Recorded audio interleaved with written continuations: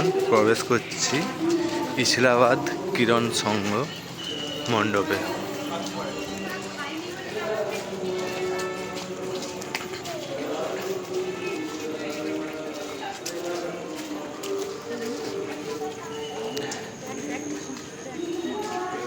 এখানকার মণ্ডপটি হয়েছে রাম মন্দির।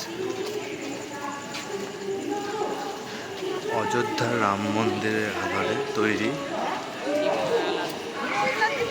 এই রাম মন্দির।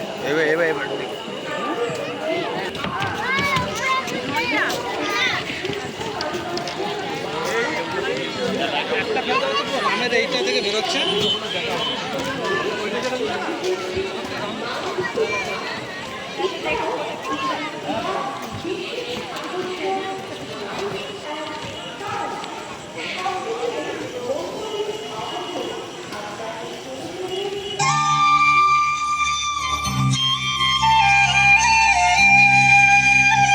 নমস্কার।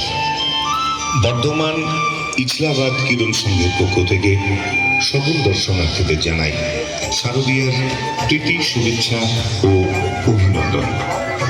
আমাদের এবছরের থিম অযোধ্যার রাম মন্দির।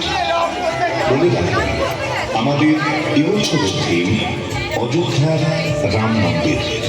আমাদের থিমে এবছরে আপনারা দেখবেন লাইট ও সাউন্ডের মাধ্যমে অযোধ্যার রাম মন্দির দর্শন।